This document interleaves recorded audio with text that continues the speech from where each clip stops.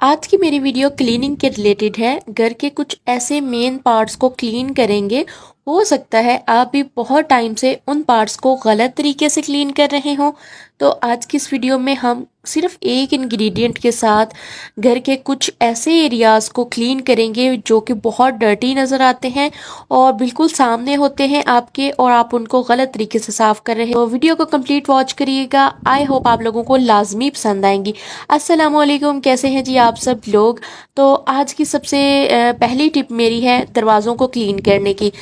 Door का जो ये वाला पार्ट होता है ना, जो दरवाज़ा आप सबसे ज़्यादा यूज़ करते हैं, जैसे मेन एंट्रेंस हो गई, कोई भी रूम जो सबसे ज़्यादा आप यूज़ करते हैं उसका डोर, उसका हैंडल जो होता है थोड़ा सा ऊपर से, और ऊपर वाला पार्ट थोड़ा सा नीचे वाला पार्ट, यहाँ पर बहुत ज़्यादा मैल नज़र आ रही होती है, जिसको हम क्लीन करने की कोशिश भी करते हैं, लेकिन हम उसको साबुन के साथ या साबुन या डिटर्जेंट कुछ भी ऐसा यूज़ कर लेते हैं, जिससे उसके ऊपर एक सफ़ेद रंग का धब्बा बन जाता है जो दरवाजे से बिल्कुल अलग लग रहा होता है और बहुत ही बुरा लगता है। तो आज इसका मैं सही तरीका आपको बताती हूँ कि उस मैल को हम मिनटों में कैसे साफ कर सकते हैं, और किचन में पड़े हुए सिर्फ एक इंग्रेडिएंट के साथ।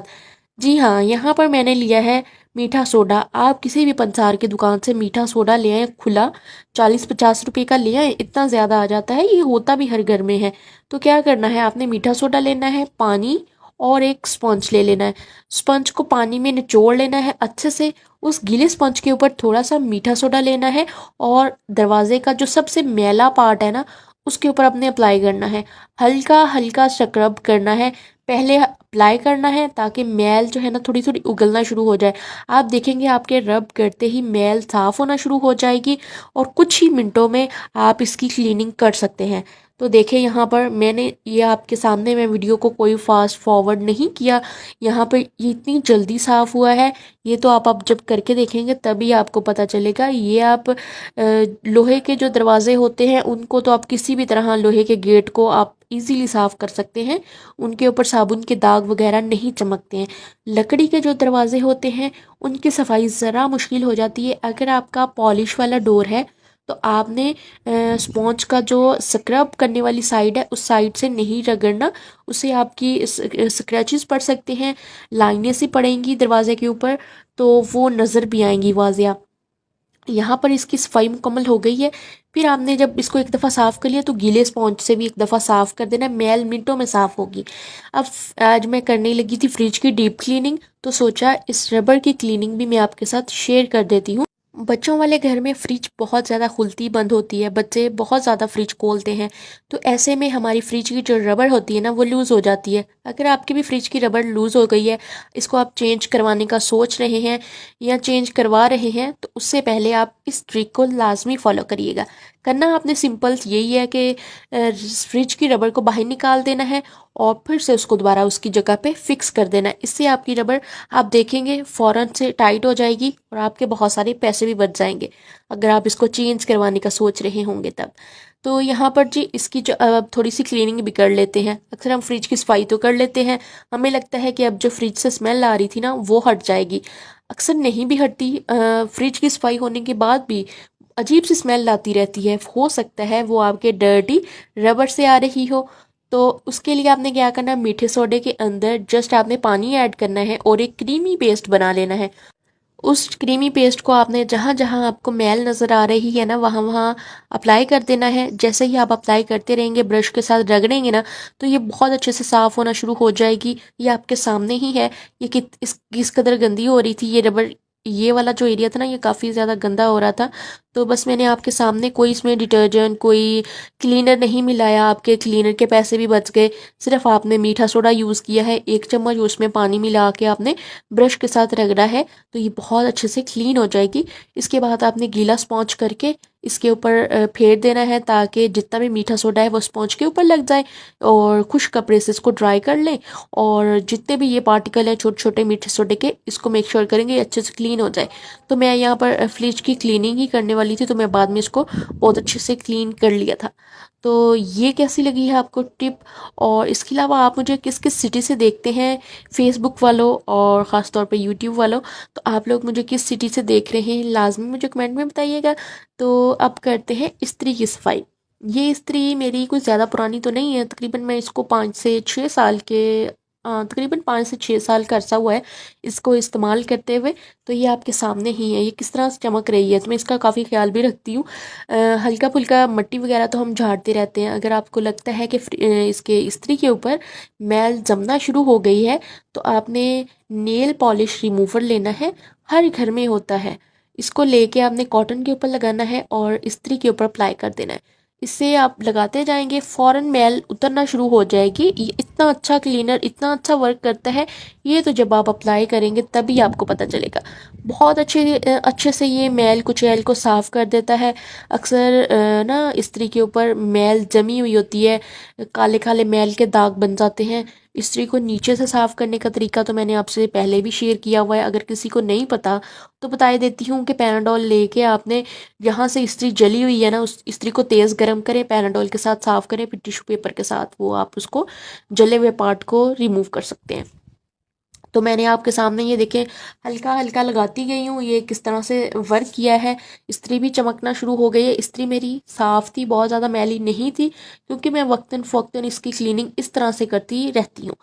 तो इसका जो मैंने मेन पार्ट आपको दिखाना था वो इसका स्विच था। स्विच इसका काफ़ी मैला हुआ था, तो मैंने सोचा आपको स्विच की क्लीनिंग दिखाती हूँ। इसका जो स्विच है ना, ये देखें किस तरह से इसकी लिखाई के अंदर मैल फंसी हुई है। इसके लिए मैंने वही पेस्ट यूज़ किया है जो कि फ्रिज की क्लीनिंग के लिए मैंने यूज़ किया था। उसी ब्रश के साथ मैंने इसकी क्लीनिंग की है, तो ये मिनटों में चमकना शुरू हो जाएगा। तो मैं तो इसी तरह करती हूँ। अक्सर जब मुझे लगता है कि स्विचेस बहुत ज़्यादा मैले हो गए हैं तो मैं उनको फिर इस तरह से क्लीन कर लेती हूँ। चंद मिनटों में आपके स्विचेस जो है ना बिल्कुल अच्छे से चमकने लगते हैं। अक्सर ना घर में जब कभी कोई मेहमान भी आ जाए, उनकी भी नज़र ऐसे मैले हिस्सों पे पड़े ना, तो बहुत ऑकवर्ड लगता है, बहुत बुरा लगता है। तो फ़ौक़्तन ऐसी चीज़ों को चेक करते रहना चाहिए। इससे आपकी चीज़ों की मियाद बढ़ती है, चीज़ें ज़्यादा अरसा चलती हैं और आपको प्यारी भी लगती हैं। तो ये देखिए खुश कपड़े के साथ आपने इसको, यहाँ पर आपने बोर्ड की हालत तो देख ही रही है। जितने भी स्विच बोर्ड हैं घर के वो मैं तमाम आज साफ़ कर दूँगी। मेरे पास है नेल पॉलिश रिमूवर, इसका हमने यूज़ करना है। सिर्फ 2 से 3 ड्रॉप इनफ हैं एक बोर्ड को क्लीन करने के लिए। बोर्ड मेरा काफ़ी ज़्यादा मैला है, आपके सामने ही है। बस इसके तमाम स्विचेस को ऑफ कर दीजिए, कॉटन के ऊपर 2 से 3 ड्रॉप डालिए और हल्के हाथों से बोर्ड को क्लीन करना शुरू कर दें। आप देख ही सकते हैं मैं कितने हल्के हाथों से कर रही हूँ, एक ही दफ़ा लगाती जा रही हूँ और ये किस तरह से मैल कुचैल को साफ़ किया जा रहा है। घर को कितना मर्जी साफ़ कर लें, दीवारों के ऊपर अच्छी हैंगिंग लटका लें, लेकिन जब तक बोर्ड साफ़ ना हो घर अच्छा नहीं लगता। तो आपके सामने ही है ये किस कदर चमक रहा है। आपको मैं बहुत ही शदीद किस्म का मैला बोर्ड है ना वो भी साफ़ करके दिखाती हूँ। हमारे घर के बिल्कुल एंड पे आखिरी दीवार के ऊपर ये बोर्ड लगा हुआ है, बहुत कम यूज़ होता है, मतलब यहाँ से इसके ऊपर कम ही ध्यान जाता है। इसको मैं आज क्लीन करने वाली हूँ। यहाँ पर जी मैंने फिर से 2 से 3 ड्रॉप उसी कॉटन के ऊपर लगा लिए हैं और मैंने बिल्कुल हल्के हाथों से, अगर बोर्ड बहुत ज़्यादा मैला है तो आप लोग इसको थोड़ा, मैं कहती हूँ, ज़ोर लगा के कर लें, लेकिन ये बड़े आसानी से चमक जाता है। बताने का मकसद सिर्फ ये है, मैल आप लोगों के सामने ही है। तो बस आप लोगों को ये टिप कैसी लगी है? बहुत सारे लोग ऐसी टिप्स को फॉलो करते भी हैं और बहुत सारे लोगों को नहीं पता। जिनको नहीं पता ये उनके लिए थी। यहाँ पर जी कुकिंग ऑयल के पैकेट को हम इस तरह से डिस्कार्ड नहीं करेंगे, बल्कि इसके साइडों को कट करके हम इसको आटे के ऊपर लगा सकते हैं। आटे के ऊपर लगाने से जितना भी इसके ऊपर कुकिंग ऑयल लगा हुआ होगा ना वो अच्छे से साफ़ हो जाएगा। जितना भी हम नचोड़ के निकाल लें ऑयल को, अक्सर रह ही जाता है इन पैकेट के अंदर। तो इसको डिस्कार्ड इस तरह से मत कीजिए, बल्कि इसको आटे पे लगा लें। इससे रोटी बड़ी सॉफ्ट बनती है, फ्लफ़ी बनती है। तो बस इसको डिस्कार्ड करने से पहले एजेस को कट करके आटे के ऊपर लगा लें। और आपको पता तो है कुकिंग ऑयल कितना महंगा है और इनको एक एक कतरे को हम लोग इतना संभाल के इस्तेमाल कर रहे होते हैं, जबकि पैकेट के अंदर हम लोग इतना सारा ऑयल वेस्ट कर देते हैं। अगर कोई मेहमान घर खाने पे आ रहे हैं तो मैं आटा गूंदते हुए 1 चम्मच ऑयल भी डाल देती होती हूँ आटे के अंदर। इससे रोटियां बड़ी मज़ेदार और नरम बनती हैं।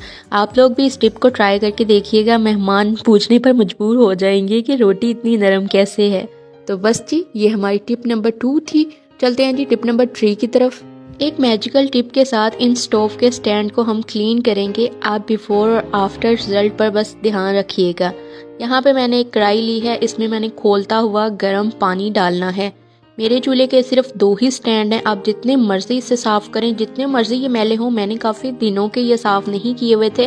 मैं यही चाह रही थी कि जितने गंदे होंगे ना, उतना मैं आप लोगों को सही से बता सकूँगी ये किस तरह से क्लीन करती है ये वाली रेमेडी। जितना भी हम संभल के स्टोव को यूज़ करें, लेकिन चाय या दूध कुछ भी उबल के ऊपर गिर जाता है। और ये स्टोव के जो स्टैंड है ना, ये बहुत जल्दी गंदे हो जाते हैं और बड़े हार्ड किस्म के ये गंदे होते हैं। इनको क्लीन करना ज़रा मुश्किल हो जाता है। आप लोग भी याद करेंगे क्या हमें टिप दी है। तो यहाँ पर मैंने इनो का पूरा पैकेट इसमें डाल दिया है। तकरीबन 1-1.5 घंटा इसमें भीगे रहने दीजिएगा, या अगर आपको जल्दी है तो आप जल्दी भी कर सकते हैं। तो आपके सामने ही है, तमाम मैल कुचैल उगल चुकी है। तो मैंने स्टील की कुची ली है, हल्का सा रगड़ेंगे। आप लोग इसको ब्रश की मदद से भी कर सकते हैं, क्योंकि मैल कुचैल तो बिल्कुल नरम हो चुकी है। और एक दफ़ा ब्रश लगाएंगे ना तो ये बिल्कुल क्लीन हो जाएगा।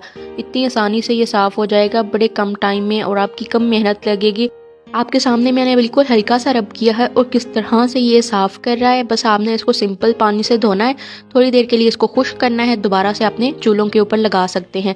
यहाँ देखिए बिफोर और आफ्टर, पीछे वीडियो को देखें और यहाँ पर देखें ये किस तरह से चमक रहे हैं, कम मेहनत में, कम टाइम में। और इनो को हमने किस तरह से यूज़ किया है ये भी आप लोगों के सामने है। और भी आपको एक चीज़ बता दूँ कि चूल्हे के जो ऊपर बर्नर होते हैं जिससे आग निकल रही होती है ना, उसको भी आप क्लीन कर सकते हैं इसी टिप के ज़रिए। तो ये हमारे रिमूवेबल नहीं है। अगर आपके ये रिमूव होते हैं तो आप लोग इनको भी उतारिए, इनको भी डुबो के रखें पानी में, और कुछ देर के बाद इनको आप ब्रश से साफ़ कर सकते हैं। ये जो हमारी टिप है ना, ये बड़ी मज़ेदार है। ये देखें ना, जब भी हम कुछ भी छानने लगते हैं ना तो हमारी छन्नी गिरनी है। ये बड़ा अजीब लगता है, इरिटेटिंग लग रहा होता है। जब हम काम कर रहे हैं तो ये छन्नी गिरते जाए। तो क्या करना है, इसको एक चम्मच लें, यहाँ पे इसको हुक की तरह यूज़ करें तो यहाँ ये फिक्स हो जाएगा। जिस तरह मर्ज़ी आप चीज़ें छानें, ये नहीं आपका गिरेगा बॉल के अंदर।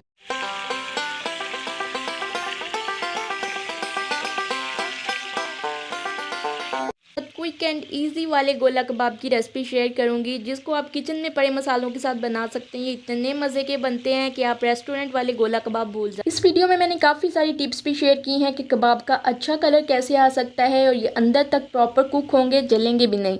यहाँ पर मैंने 1 किलो कीमा लिया है, चॉपर में डाल के इसको कीमे को बनाया मैंने। इसमें 20% फ़ैट रखा है। कबाब को जूसी बनाने के लिए फ़ैट होना लाजमी, अगर नहीं है तो 2 टेबलस्पून देसी घी या मक्खन डाल लीजिए। यहाँ पर 2 मीडियम साइज़ के प्याज हैं जिनका पानी अलग कर लिया है। 1 टेबलस्पून लहसुन अदरक का पेस्ट है। 3 से 4 कुटी हुई हरी मिर्चें हैं। हरा धनिया डाला है।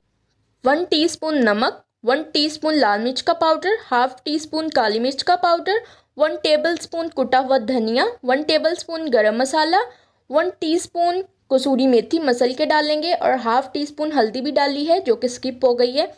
इसको मसल के डालेंगे ताकि अच्छी खुशबू आए। पुदीना भी सूखा हुआ डाल सकते हैं, नहीं तो फ्रेश भी डाला जा सकता है। 1 टेबलस्पून इसमें चिली गार्लिक सॉस डालेंगे, ऑप्शनल है, अगर पसंद है आपको तो डाल लीजिए। खट्टा मीठा टेस्ट आता है, बहुत अच्छा लगता है कबाब में।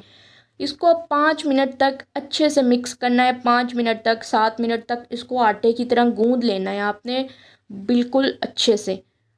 ये देखें, मुझे तकरीबन 6 से 7 मिनट लगे थे, मैंने इसको अच्छे से गूंदा था। आप लोग हाथों के ऊपर ग्लव्स पहनना चाहते हैं तो पहन लीजिए, नहीं तो इस तरह हाथों से गूंदें और इसको फ्रिज में रखेंगे 1 घंटे के लिए। 1 घंटे के बाद हाथों के ऊपर ऑयल लगाएं, इसका एक पेड़ा सा बना लें, या तो आप इसको पेंसिल की मदद से कबाब को बना सकते हैं। मैंने स्ट्रॉ लिया है, इसके अंदर डालेंगे कबाब को, और ये देखें इस तरह से अच्छी सी शेप ले लें। लीमू, जो बड़े साइज़ का लीमू होता है ना, उसके साइज़ का आपने लेना है, या तो फिर आप कोफ्ते के साइज़ का ये मिक्सचर ले सकते हैं।